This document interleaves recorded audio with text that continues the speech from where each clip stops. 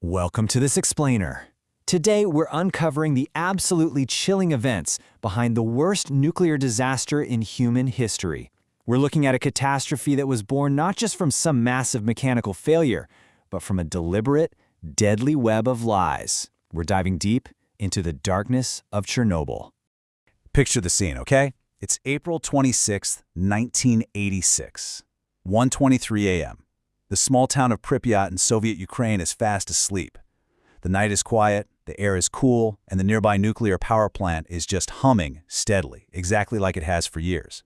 But then, in literally a fraction of a second, that quiet is abruptly shattered. Two massive explosions tear right through reactor number 4, completely blowing the 1,000-ton lid off the building and shooting this massive glowing fireball into the night sky. In that single moment, everything changed forever. All right, let's get into Section 1, the doomed safety test, decisions under pressure. Okay, let's dive into this. Because this disaster, it wasn't some unstoppable force of nature, and it honestly wasn't just really bad luck. It was a cascading series of disastrous human decisions made by men operating under immense, crushing pressure. First off, they were running a safety test that had already been delayed 3 times. They were running nearly 24 hours behind schedule. And because of that massive delay, the actual crew assigned to run the test that night, they had 0 experience with this specific procedure. 0. And then comes the truly mind-boggling mistake. To even conduct the test, they had to disable several of the reactor's key safety systems. They literally went in and turned them off, manually, on purpose. Now, what's really interesting here is the immediate consequence of that choice. Because the safety systems were totally offline and the operators were so inexperienced, the reactor's power dropped way lower than intended, plunging to just 200 megawatts. And at that incredibly low level, the reactor enters this highly unstable state. It's known as the dangerous operating zone. Honestly, the logical decision right then was totally clear. Abort the test, stabilize the reactor, and try again another time. But they didn't. Under this intense pressure to finish before an upcoming maintenance shutdown, the order was given to just push forward. Which brings us right to Section 2, Reactor 4 explosion, 23 seconds to disaster. What happened next brilliantly illustrates the core issue of the whole event. Because they pushed forward under all that pressure, the test officially started at 1:23 a.m. And the countdown to ultimate disaster, it was a mere 23 seconds. Now, the reason those seconds were so incredibly deadly comes down to a fatal, completely undisclosed design flaw. You see, in most reactors around the world, if steam builds up, it naturally slows the nuclear reaction down.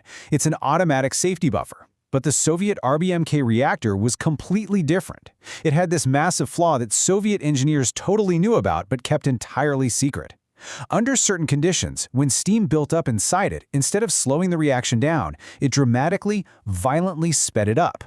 So because of that hidden flaw, in just 23 seconds, the power inside Reactor 4 surged to over 30,000 megawatts. Just think about that. That is 10 times its maximum safe capacity. The heat was so tremendous it instantly shattered the fuel rods, and the cooling water just flashed into steam in a blink. This triggered a massive steam explosion that blew that gigantic lid clean off, which was followed, literally seconds later, by a second, devastating nuclear explosion. And the immediate aftermath on the ground is just heartbreaking. Firefighters arrived on the scene within minutes, but they were kept completely in the dark. I mean, they had no idea they were walking right into an open, burning nuclear core. Later on, they reported seeing this strange blue glow rising up above the reactor into the night sky. Some even described getting this really sharp, metallic taste in their mouths. And sadly, those weren't just weird environmental quirks. Those sensory details were actually the horrifying very first symptoms of acute radiation poisoning. Let's move on to Section 3, the 36-hour cover-up, a web of lies. Let's step back and map out how this timeline actually builds, because what happens next is just a chilling display of a government desperately trying to protect its own image. At hour 0, the explosion happens. Yet local Communist Party officials are told, hey, no serious problem here. The plant director actually insists the reactor is totally intact, flat out ignoring his own engineers who are standing right there telling him it had exploded. The next day, just 3 kilometers away in Pripyat, 50,000 people are going about their normal day. Kids are playing outside, people are walking their dogs, there's even a wedding held. All of this while invisible radioactive fallout is literally raining down on them. It took 36 agonizing hours before an evacuation was finally ordered. And the crazy part? The outside world only found out because radiation monitors in Sweden, over 1,000 kilometers away, detected abnormal levels and basically forced the truth into the light. This leads us straight into Section 4, the Liquidators, Unfathomable Sacrifice.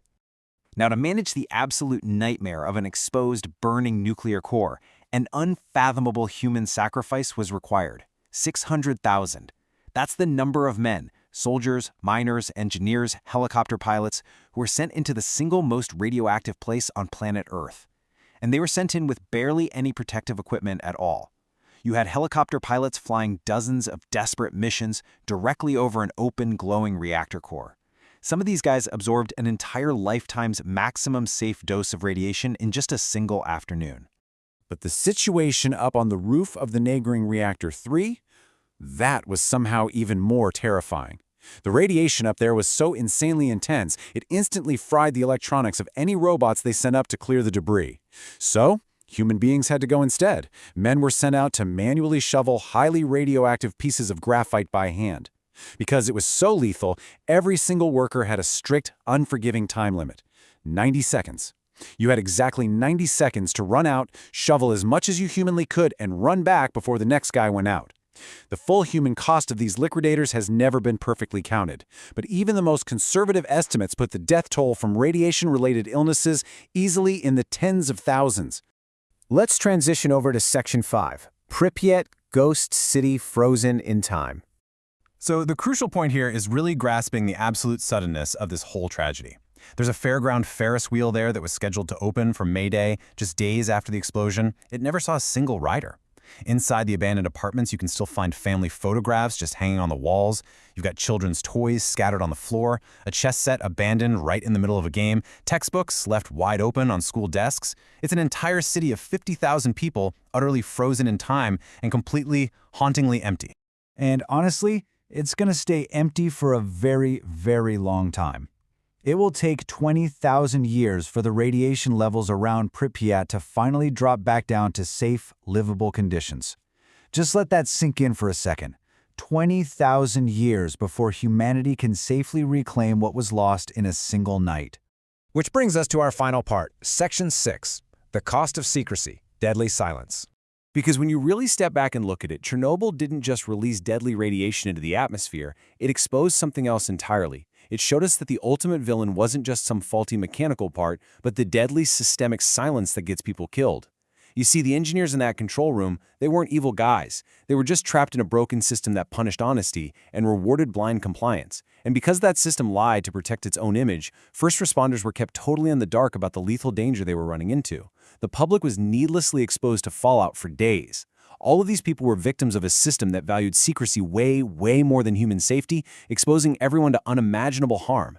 Which leaves us with this final, haunting question to think about. What are the lasting consequences when a system values secrecy and compliance over safety and truth? Today, there's a massive steel dome covering the ruins of Reactor 4. The exclusion zone and the ghost city are still there. But as you process everything we've walked through today, remember that the true, deadly price of systematic lies remains as well. It's a heavy lesson, but one we absolutely cannot afford to forget.